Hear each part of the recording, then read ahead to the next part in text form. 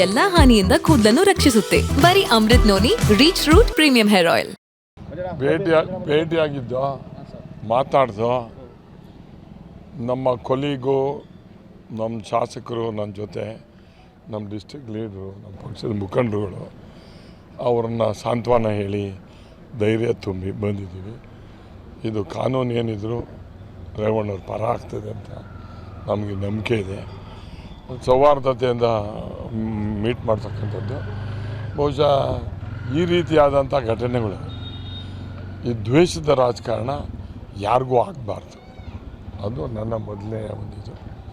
ಬಹುಶಃ ಇದು ಆಗಿರ್ತಕ್ಕಂಥದ್ದು ಘಟನೆಯನ್ನು ಖಂಡಿಸಿ ಇವತ್ತು ರೇವಣ್ಣವ್ರಿಗೆ ಬೇರೆ ಅಲ್ಲ ಅಥವಾ ಇನ್ನೊಂದ್ಸಲಿ ನನಗೆ ಬೇರೆ ಅಲ್ಲ ಇನ್ನೊಬ್ರಿಗೆ ಬೇರೆ ಅಲ್ಲ ಈ ರೀತಿ ಪ್ರವೃತ್ತಿ ರಾಜಕೀಯವಾಗಿ ದ್ವೇಷ ಮಾಡಿಕೊಂಡು ಏನೋ ರಾಜಕೀಯ ಲಾಭ ತಗೊಂಡು ಹೋಗ್ತೀನಿ ಅಂತಕ್ಕಂಥದ್ದು ಇದೆಯಲ್ಲ ಅದು ಯಾವುದೂ ಒಳ್ಳೆಯದಲ್ಲ ಅಂತಕ್ಕಂಥದ್ದನ್ನು ಹೇಳಿ ಅವರು ಆರೋಗ್ಯವಾಗಿದ್ದಾರೆ, ಚೆನ್ನಾಗಿದ್ದಾರೆ, ಧೈರ್ಯವಾಗಿದ್ದಾರೆ. ಇವತ್ತು ಕೋರ್ಟ್ ಕೂಡ ಮುಂದಕ್ಕೆ ಹೋಗಿದೆ ಅಂತಕ್ಕಂಥದ್ದು ನಮಗೆ ಮೆಸೇಜ್ ಬಂತು. ಮೋಸ್ಟ್ಲಿ ಸೋಮವಾರ ದಿವಸ ಬೇಲ್ ಆಗ್ತದೆ ಅಂತಕ್ಕಂಥದ್ದು ನಮ್ಮ ನಂಬಿಕೆ ಇದೆ. ಅದನ್ನೇ ಹೇಳಿದ್ನಲ್ಲ, ಅದು ಮುಂದೂಡಿದ್ದಾರೆ. ಸರ್ ರಾಜಕೀಯ ಪ್ರೇರಿತ ಅಂದರೆ ಯಾವ ರೀತಿ ಸರ್? ಅಂದರೆ ರಾಜಕೀಯ ಪ್ರೇರಿತ ಅಂತಂದ್ರೆ ಅದಕ್ಕೆ ಆನ್ಸರ್ ನೀವೇ ಹುಡುಕಬೇಕು. ರಾಜಕೀಯ ಪ್ರೇರಿತ ಅಂದರೆ ದ್ವೇಷ, ಟಾರ್ಗೆಟ್ ಮಾಡಿದ್ರೆ ಅದೇ ದ್ವೇಷ ಅಂತ. ರಾಜಕೀಯ ಪ್ರೇರಿತ ಅಂದರೆ ಒಬ್ಬ ಲೀಡ್ರು ಇವ್ರನ್ನೇನಾರು ಮಾಡಿ ಅವ್ರನ್ನ ಡಿಸ್ಟರ್ಬ್ ಮಾಡಿದರೆ ಪಾರ್ಟಿಗೆ ಡಿಸ್ಟರ್ಬ್ ಆಗ್ತಾ ಇದೆ ಅಂತೇಳಿ. ಈಗ ರೇವಣ್ಣನ ಒಬ್ಬರಿಗೆ ಡಿಸ್ಟರ್ಬ್ ಮಾಡಿದ್ದಾರೆ. ಎಲ್ಲಿ?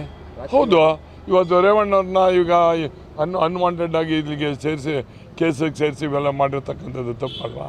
ಯಾರೇ ತಪ್ಪು ಮಾಡಿರೋದನ್ನು ನಮ್ಮ ಕ್ರಮ ತಗೊಳ್ಳಿ, ನಮ್ಮದೇನು ಅದರಲ್ಲಿ ಎರಡನೇ ಮಾತಿಲ್ಲ. ಬಟ್ ರೇವಣ್ಣವ್ರ ಮೇಲೆ ಈ ರೀತಿಯಾದಂಥ ಆಪಾದನೆ ಮಾಡಿ ಕೇಸ್ ಹಾಕಿರ್ತಕ್ಕಂಥದ್ದು ತಪ್ಪು. ಸರ್ ಕಾರಣ ಏನು ಅಂತ ಹೇಳಿ ಸರ್? ಕಾರಣ ನಿಮಗೆ ಪೇಪರ್ ನೀವೇ ಬರೀತಾ ಇದ್ದೀರಿ, ನಾವು ಓದ್ಕೋತಾ ಇದ್ದೀವಿ. ಮತ್ತೊಂದು ವಿಚಾರ ಸರ್, ಈಗ ಕೆಲವು ಮಹಿಳೆಯರನ್ನ ಬೆದರಿಸಿ ದೂರು ಕೊಡೋದಕ್ಕೆ ಪ್ರವೋಕ್ ಮಾಡ್ತಿದ್ದಾರೆ.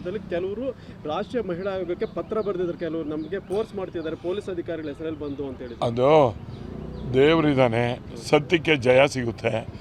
ಯಾರು ಕಳ್ಳರು ಯಾರು ತಪ್ಪು ಮಾಡ್ತಾರೆ ಏನಾಗ್ತದೆ ಅಂತಕ್ಕಂಥದ್ದಕ್ಕೆ ಬರ್ತದೆ. ಬಟ್ ಈ ರೀತಿಯಾದಂಥ ಘಟನೆಗಳು ನಮ್ಮ ರಾಜ್ಯದಲ್ಲಿ ಆಗ್ತಕ್ಕಂಥದ್ದು ಈ ರೀತಿಯಾದಂಥ ಇವು ಆಗಬಾರ್ದು ಅಂತಕ್ಕಂಥದ್ದು.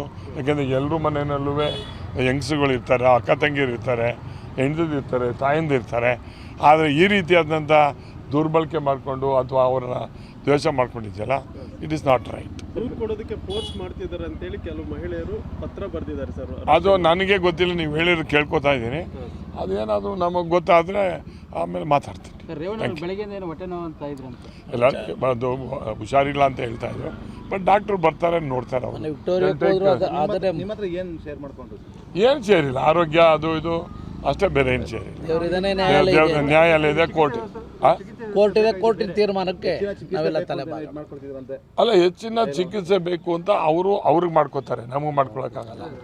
ಪೊಲೀಸ್ನವ್ರಿಗೆ ಮಾಡ್ಕೊಂಡಿರ್ತಾರೆ, ಅವ್ರ ತೀರ್ಮಾನ. ನನ್ನ ಜೀವನದಲ್ಲಿ ನಾನು ಮಾತ್ರವಲ್ಲ, ನನ್ನ ಕೂದಲು ಕೂಡ ಆಗಿರ್ಬೇಕು ಸ್ಟ್ರಾಂಗ್ ಅಂಡ್ ಸ್ಟೈಲಿಶ್. ಬರೀ Amrut noni reach root premium hair oil ನೊಂದಿಗೆ.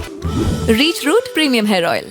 ಅದಕ್ಕೋಸ್ಕರ ಅವರ ಆರೋಗ್ಯ ವಿಚಾರಣೆ ಮಾಡ್ತಕ್ಕಂಥದ್ದು ಒಂದು ಅವ್ರಿಗೆ ಒಂದು ಮಾನಸಿಕ ಸ್ಥೈರ್ಯವನ್ನು ತುಂಬುವಂಥ ಒಂದು ದೃಷ್ಟಿಯಲ್ಲಿ ಮಂಜಣ್ಣವರ ಲಿಂಗೇಶ್ ಅವರು ನಾವೆಲ್ಲರೂ ಕೂಡ ಬಂದಂಥದ್ದು.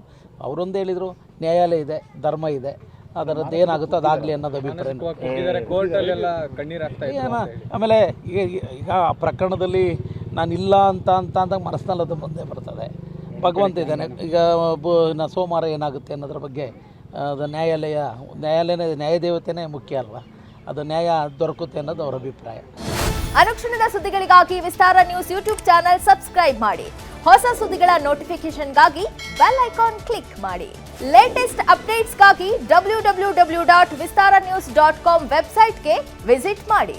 ಅಂಗೈಯಲ್ಲೇ ಜಗತ್ತಿನ ಸುದ್ದಿ ತಿಳಿಯಲು ವಿಸ್ತಾರ ನ್ಯೂಸ್ ಕನ್ನಡ ಆಪ್ ಡೌನ್ಲೋಡ್ ಮಾಡಿ.